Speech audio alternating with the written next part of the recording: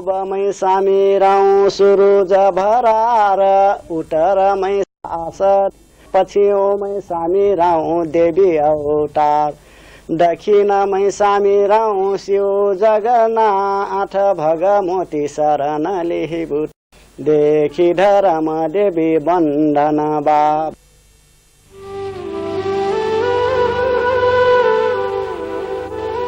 Nepal is a country famous for its mountains, but in truth, the majority of Nepal's people live far away from the romantic, idyllic lap of snow-capped peaks. Beyond the foothills of the Himalayas lies the Gangetic plain called the Tarai. Here the people are dark, and they cultivate what is known as the breadbasket of Nepal. Among the various peoples who farm these lands, the Tharu are credited with being the oldest settlers who cultivated the Tarai from dense malaria-infested jungle into prime farmland. The Tharu settlement spans across the southern belt of Nepal. In midwestern Nepal, in the Dang Valley, live the Dangara Tharu. Here in the little village of Jalora, Chandraprasad Tharu and his family prepare rice saplings for planting. Soon they will plant the rice and hope that it will be a good harvest. In Nepal, one of the poorest countries in the world, the majority of the people who depend upon a subsistence level agricultural economy for their livelihood.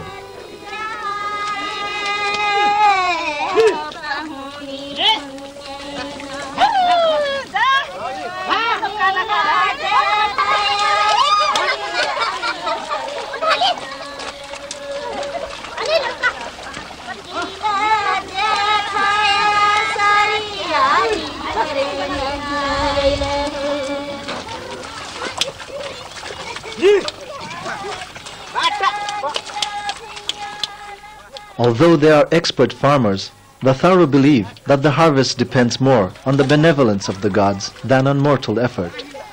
If the gods are happy, there will be a good harvest. But when they're not, then this is the man to look for. Mahatma Chandraprasad Tharu. Like all other villages of Jalora, Chandraprasad is a simple farmer.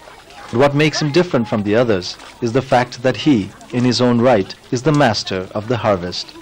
यो गाउँको महत्त्व भावना कुला नलगाउनु पर्छ. कुला बाँध भयो, बाँध पैनहरू त्यसपछि चाहिँ झाराखारा गाउँमा चाहिँ कुनै मर्दा पर्दा भोज विवाह आदिमा चाहिँ मैले त्यहाँ चाहिँ अगुवाई गर्नुपर्छ. त्यसपछि भैभैयाहरू पनि यो महत्त्व मार्फत नै चलाउनु पर्छ. भैभैयाहरूको पूजाआजा जस्तो हाम्रो थारू जातिमा के छ भने चाहिँ बर्खे पूजा हिउँदे पूजा भने दुईचोटि पूजा वर्षमा लिनुपर्छ. These pujas, or ritual offerings to the gods, are conducted mainly to appease the gods so that they bless the village with good harvests. Farmers by occupation, the Tharu live close to the earth. The community shrine in a Tharu village is called Bhuyar, meaning protector of the land. At the Bhuyar shrine, carved wooden posts represent the many chief deities of the Hindu pantheon. There is even one with the Mahatma's name on it, although this functions more as a nameplate for the village leader than as an effigy. In front of the posts, there are 5 wooden pegs embedded into the ground. These pegs represent the 5 Pandava princes, heroes of the great Sanskrit epic. The Tharu revere the Pandavas as the main village divinities and have accorded them the uniquely benevolent role of protectors of the land. Mahabharat कालमा जुन पाण्डव र कौरवहरूको जुन राज्य थियो त्यो राज्यमा विभिन्न जातिहरूको चाहिँ के भन्छ उनीहरूको जुन प्रजाहरू थियो त्यो प्रजाहरूमा थारू पनि एउटा जाति थियो. मलाई लाग्छ पक्कै पनि जुन एउटा राजा र प्रजाको जुन सम्बन्ध थियो त्यो अहिले आएर चाहिँ के भन्छ एउटा देवता र चाहिँ के भन्छ एउटा अर्चकको रूपमा चाहिँ आइरहेको छ. Ashok Tharu, a school teacher by profession, lives in the nearby village of Hekuli. A Tharu himself, Ashok has for many years now studied his own history and culture. इतिहासमा हामीहरूले हेर्दाखेरि आफ्नो पुर्खाहरूलाई देवी देवताको रूपमा पूजा गर्ने चलन हामीहरूले पाउँछौं. अनि त्यसरी थारूहरूमा पनि यो आफ्नो जुन ग्राम्य देवताहरू हो अनि त्यो ग्राम्य देवताहरूमा थारूहरूले 5 पाण्डवहरूलाई जसको चरित्र हुन्छ र दैवीय डिभाइन चाहिँ के भन्छ क्यारेक्टर भएको चाहिँ त्यो पाण्डवहरूलाई उनीहरूले आफ्नो भिलेज डिटीको रूपमा चाहिँ उनीहरूले एस्टाब्लिस गरे. The Sanskrit epic Mahabharata holds great distinction in the arena of world literature. Encyclopedic in volume and scope, the Mahabharata is composed of 110,000 couplets. It tells the story of the two branches of the royal clan of Kuru, the Pandavas and Kauravas, who lived in northern India thousands of years ago. In the briefest of outlines, the story goes like this. In the ancient kingdom of Hastinapur, King Pandu had 5 sons called the Pandavas. His brother Dhritarashtra had 100 sons called the Kauravas. Since childhood, the Pandava and Kaurava cousins are pitted against each other in bitter rivalry. When the princes grow up, the enmity escalates. As a peaceful solution, the kingdom is divided into 2, one half for the Pandavas and the other for the Kauravas. This division, however, does not end the animosity. Using various deceitful means, the Kauravas try time and again to eliminate the Pandavas. Friends and relatives try in vain to reconcile the enemies, but conflict is unavoidable and inevitable. Finally, a big war is fought on the grounds of Kurukshetra, where the Pandavas kill all 100 Kaurava brothers.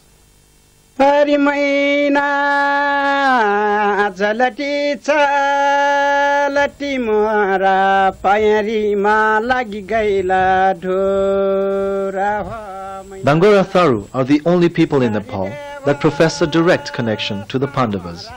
There is no concrete proof of the claim that Dangora Tharu were part of the Kuru kingdom, but the Tharu affinity to the Pandavas reveals strong indications.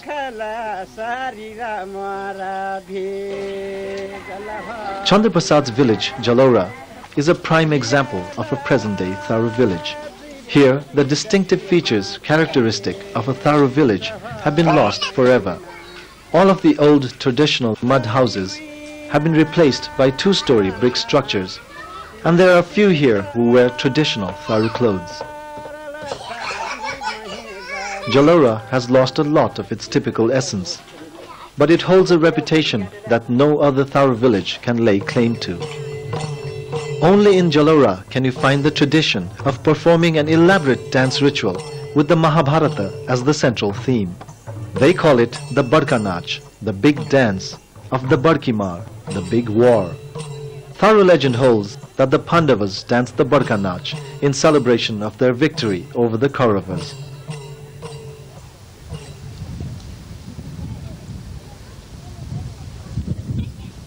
The Burqa Notch is a custom unique to Jalora. No other village performs this dance. The tradition, however, died out after 1963 due to lack of economic resources to finance the considerable expense of a complete performance. The majority of the Jalora villagers are subsistence-level farmers. A good or bad harvest can mean the difference between food or hunger. Ironically, the very people who need to ensure good yields cannot afford to perform the necessary pujas to do so. A glorious tradition fell by the roadside since 1963.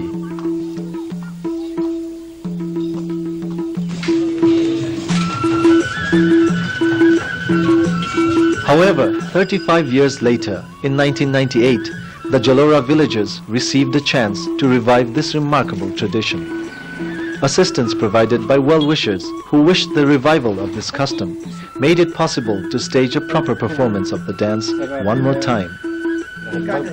Scheduled for October of '98, preparations began in earnest in June. Chandraprasad and his colleagues go to the nearby town of Ghorai to buy cloth for the costumes for the dance. The old costumes from 1963 have all been lost or worn out.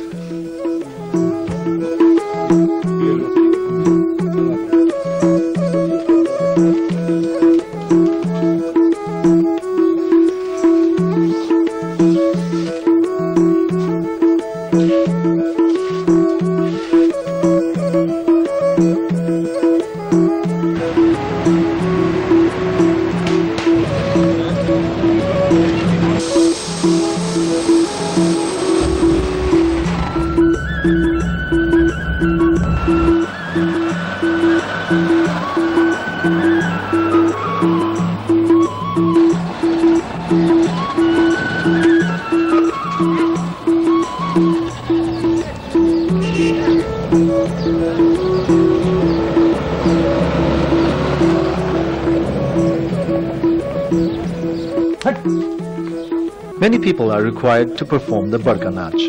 20 dancers, 3 drummers, several Tharu priests known as Guruwas, 2 swangis or jesters, and a group of singers, all led by the lead singer and coordinator, Mahatma Chandraprasad. New dresses are sewn for all the performers who have been selected for the various roles. The method of selection is simple. The assignments are hereditary. A drummer's son will become a drummer, a dancer's son a dancer, and so on.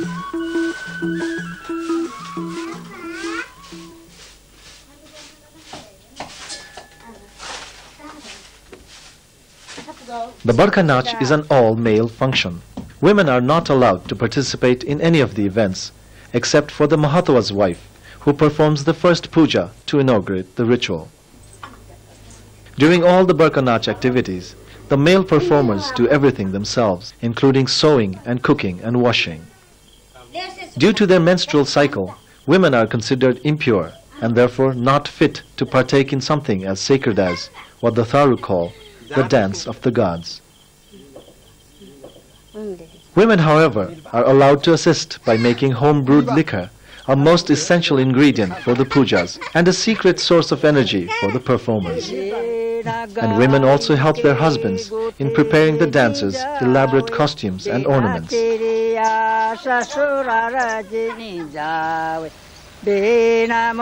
Traditionally, the Burqa Nach songs have been sung by the Dangora Tharu since time immemorial. These songs are sung on the occasion of Dashain, the biggest Hindu festival. But being an oral tradition, many of the lines were gradually lost in the sands of time. In the beginning of this century, Chandraprasad's father, Mahatma Ruplal Tharu, decided he would undertake the job of preserving the Burqa Nach. He searched far and wide and put together bits and pieces found in various villages. Ruplal collated the missing verses and wrote down the story in its original Tharu language as a single manuscript. Before he died in 1970, Ruplal passed the manuscript along to his son, who now carries on his father's commitment to preserve the tradition.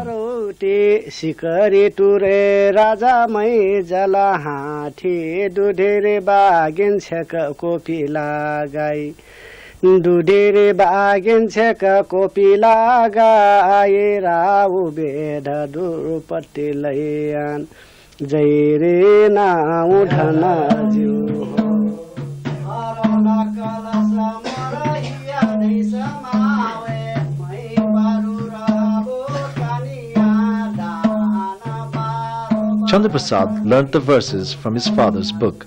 He is one of the rare few Tharu still living who knows the exact rituals and the songs of the Burqa Nach by heart. The singers start rehearsing the songs many days before the dance. There are more than 600 couplets to memorize.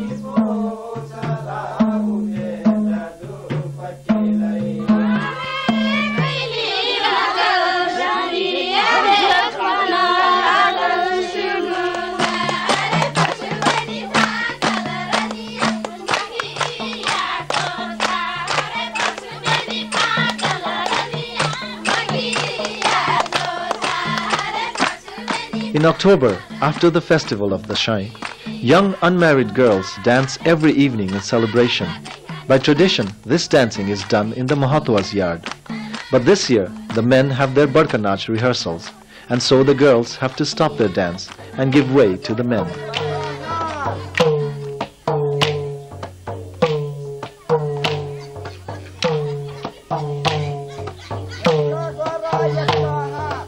As the day of the dance nears, rehearsals are stepped up.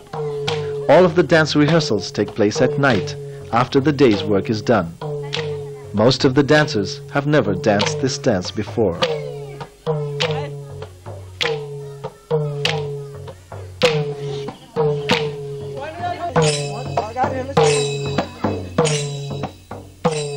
Instead of going home, the girls sometimes choose to follow the men's dance steps.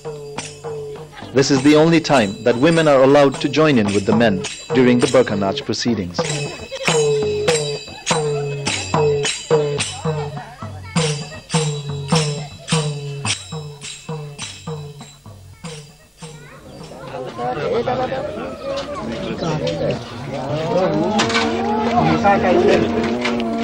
The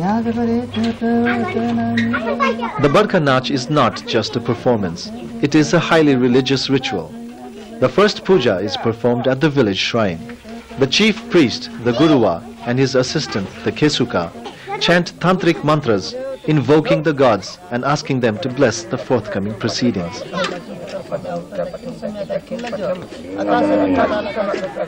The Guruwa and Kesuka promise to repay the gods for their benevolence with sacrificial offerings at the end of the performance. After the Bhuya shrine, pujas are performed at various key sites in and around the village periphery. The Tharu create shrines whenever they need one. In Tharu villages, with the exception of the Bhuya shrine, no other proper temples can be found. Whenever necessary, the villagers prepare makeshift shrines under special trees that signify a particular god or goddess. This organic method of rituals and non-dependence on permanent structures is an insight into the highly utilitarian and fundamental nature of the Tharu tradition.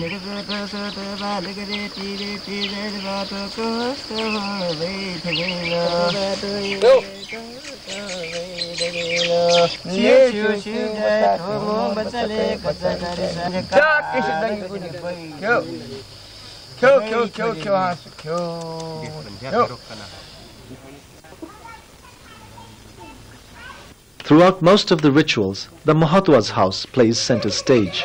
Here, the performers gather to make the necessary items in preparation for the dance. Bamboo is cut, filed and painted to make flagpoles. These flagpoles are of great importance, but they cannot be completed without a special ingredient.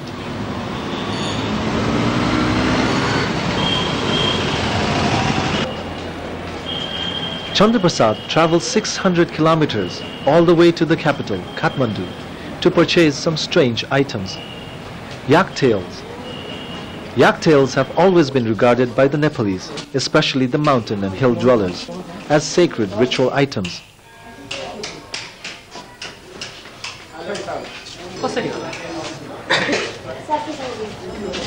It is surprising how the tails of Himalayan beasts made their way into rituals of the Tharu living in the southern plains. Nevertheless, yak tails are an absolutely essential component without which the rituals cannot be complete.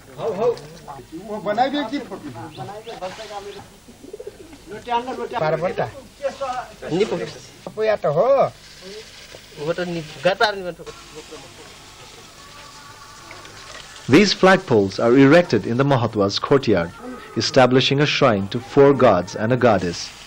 The color of the yak tail, the position and height of the bamboo pole denotes the various deities.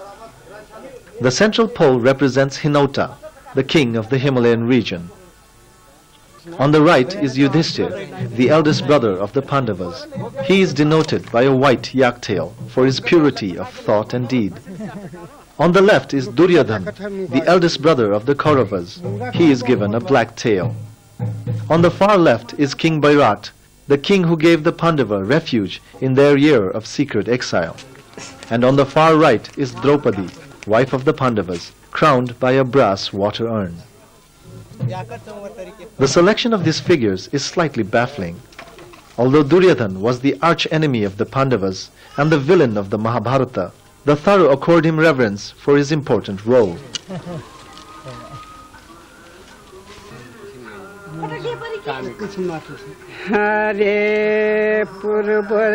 With a picture depicting a scene from the Mahabharata, Chandraprasad makes an altar under the flagpoles. He lights incense and offers water and liquor to the gods, asking for their blessings.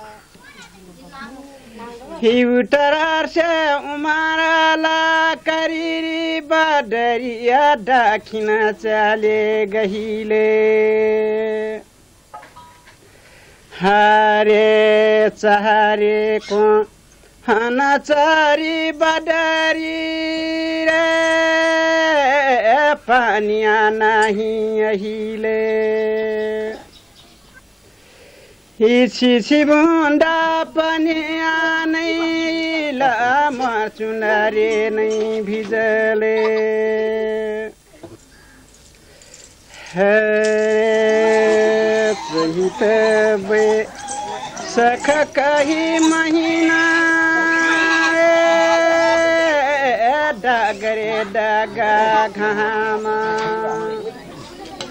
ईश्वनय सारहला मार पिहेवा पितरे होए गईले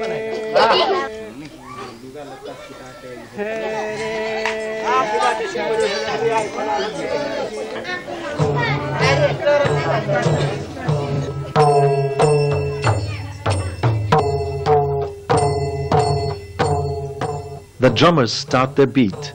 The resonating rhythm heralds the beginning of an auspicious event about to take place.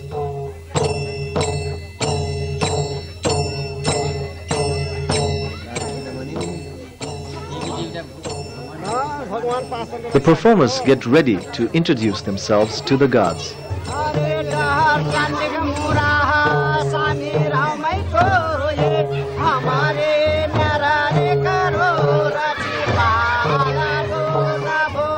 From now on, they take on personifications that will last until the end of the Burqa Notch. The green dancers represent the 5 Pandava princes. The red dancers represent Draupadi, wife of the Pandavas. And the dancers in white represent the armies of the Pandavas and Kauravas. The Guruvas as a chorus follow the lead singer Chandraprasad. The Swangis, the jesters, spring into action.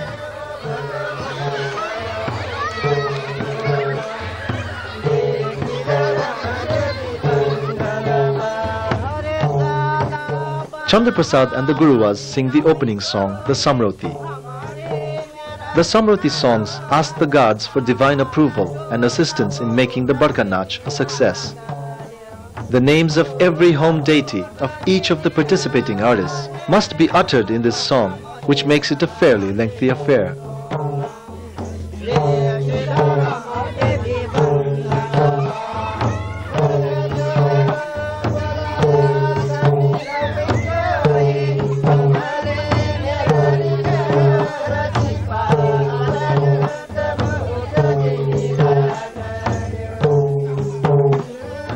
The Barkaa Naach is a fertility dance, a devotional presentation to the gods to ensure good health, a plentiful harvest and good fortune for the village.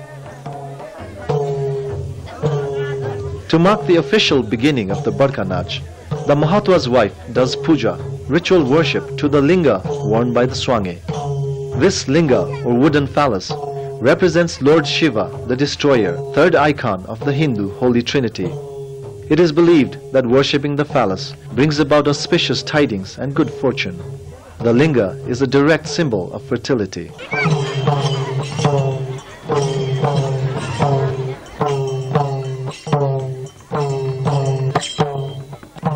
In earlier days, the dance would be held in the village itself. There were fewer people then, and the audience could be accommodated in the Mahatwa's yard or the village square. But the population has grown many-fold since, and considering that the Burqa Notch is making a comeback after a 35-year interval, people will converge from miles around to see the dance. Therefore, a large nearby field has been chosen as the venue for the dance.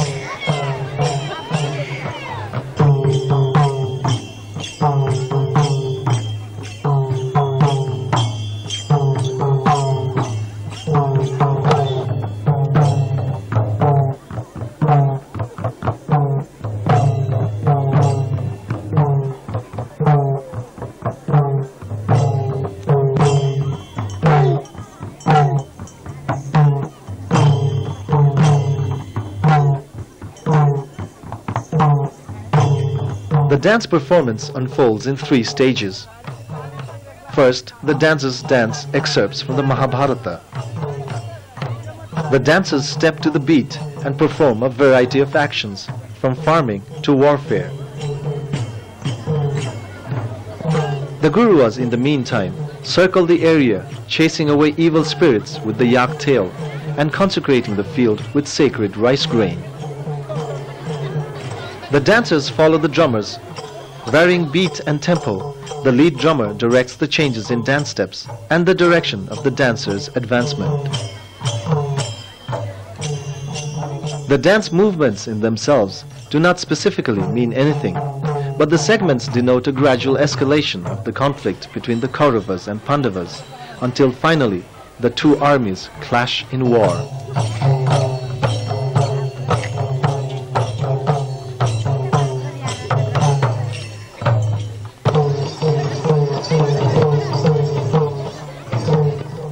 The Pandavas in the dance are fashioned after Bhim, the mighty second brother of the Pandavas. All the Pandava dancers brandish battle clubs, Bhim's primary weapon.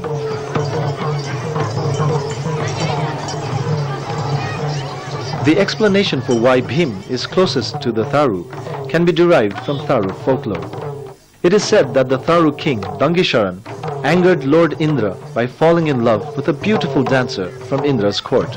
Indra was infuriated at losing his celestial dancer to a mortal, and so he declared war. Dangisharan fled into the forest and sought the help of the Pandavas. The Pandavas were a little reluctant to confront Indra, but Bhim supported Dangisharan, saying that it was against a warrior's duty to renounce one who sought refuge at their door. Bhim declared that he would fight single-handedly for Dangisharan, even if his brothers declined. Bhim's outright support for their king is probably why he became the Dangora Tharu's favorite.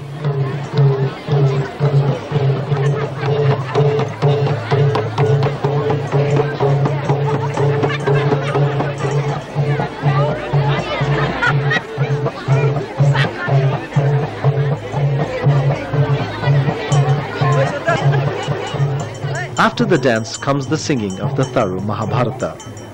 Chandraprasad and his troupe sing the various paidars or chapters. Although the original has 18 chapters, there are only 10 in the Tharu Mahabharata. It would take many hours to sing all 10 of the chapters, comprising of more than 600 couplets. Therefore, the paidars are sung as per the demand of the audience. The villagers can choose which chapters they would like to hear.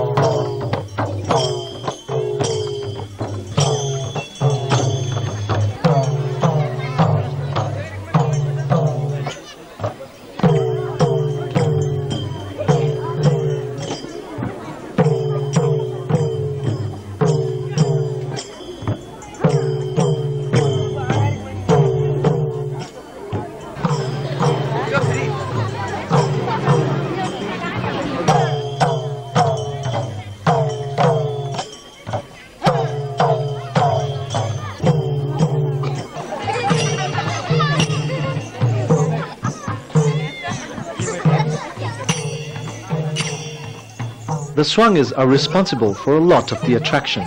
The crowd enjoys their antics, much as a circus audience enjoys the clowns. But the Swangis perform a much more important and meaningful role than that of mere jesters. धेरै दर्शकहरू त्यहाँनिर त विभिन्न आफ्ना विचार भएका व्यक्तिहरू आउँछन्। त्यहाँ लागु भागु हरेक किसिमका डङ्किने बसिने भूत प्रेत विभिन्न किसिमका चाहिँ आफ्ना विचार लिएर आएका हुन्छन् र ती विचारले आएका मान्छेहरूले नाच्दाखेरि मात्रै र कलाकारका मुखमा मात्रै नजर जाने भयो, एक मात्रै नजर तिनीहरूसँग मात्रै लाग्ने भयो। स्वाङीले त्यस्तै बिचमा त्यहाँनिर गएर आफ्नो देखाइदिने प्रदर्शन देखाइदिएपछि सहा गर्नलाई सबैले त्यो मान्छेको नजर उतातिर लाग्यो। अर्कातिर चाहिँ मान्छे धेरै हेर्न लाग्यो, उतातिर त्यहाँनिर रक्सिने बोक्सिने पनि चाहिँ सब नजर चाहिँ त्यही स्वाङीपट्टि गयो। त्यसमा नाच्ने मान्छेलाई कुनै पनि यो असर पर्दैन भनेर त्यो गर्न खोजेको।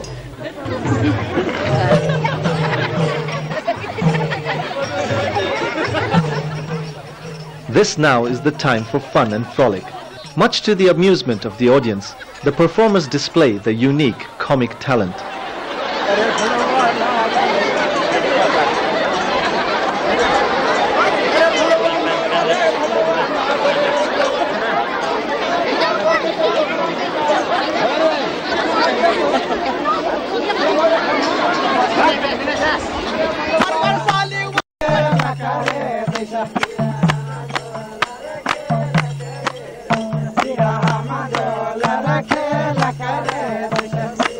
The last act of the Burqa Nach consists of folk dances, portraying how the jubilant citizens of Hastinapur celebrated the Pandavas' victory.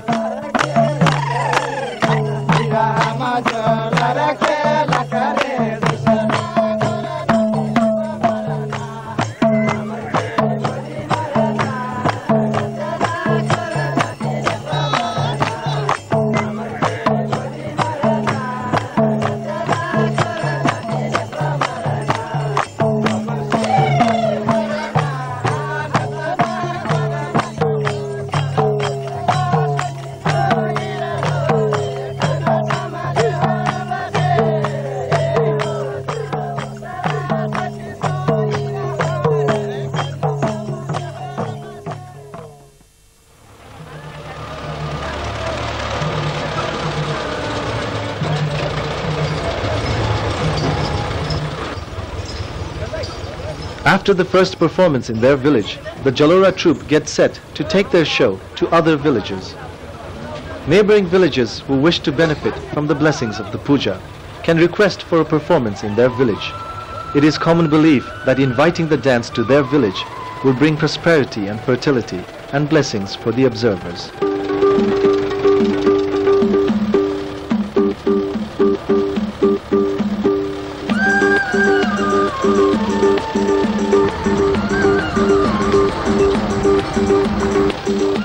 The Jalora troupe cannot decline any invitations. The dances will continue for as long as there are requests.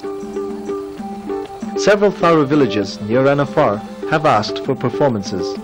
It may be months before the Barkaa Naach is actually over.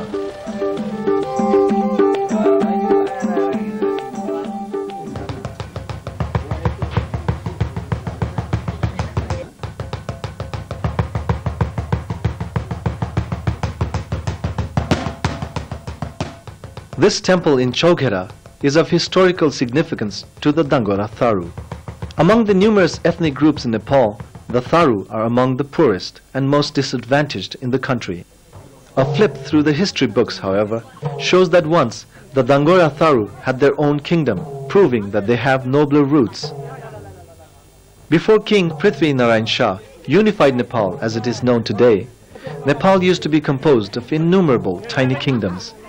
Dang was a veritable nation at one time. Centuries ago, the king of Dang, Siddhi Ratnanath, left his throne to his brother and followed a path of piety. He became a yogi, a hermit, and devoted his life to the god Gorakshanath, an incarnation of Lord Shiva. He built this temple at Chowghera in homage to the god and donated a sizable portion of his kingdom to the god's service. The Tharu who farmed this land did so under a bond which impelled them to submit a large portion of their yield to the temple as religious tax offering.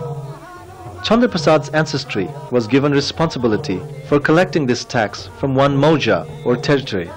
Until 5 years ago, Chandra Prasad collected food grain and edibles from Jalora and the neighboring villages to submit to the temple.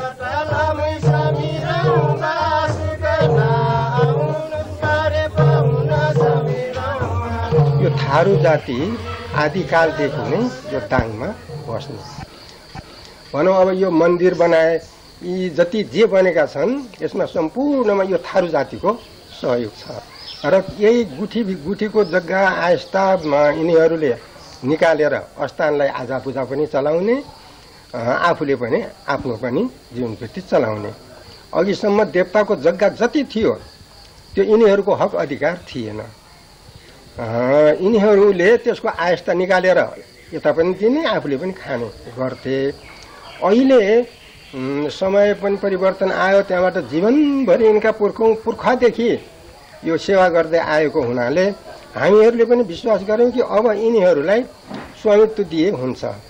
हामी चाहिँ पहिला नाट गुठीका मोहीहरू हौँ। जग्गा लगाउने, उसको सेवा सुसार गर्ने, मठ मन्दिरमा पूजा आजामा हामी संलग्न हुने,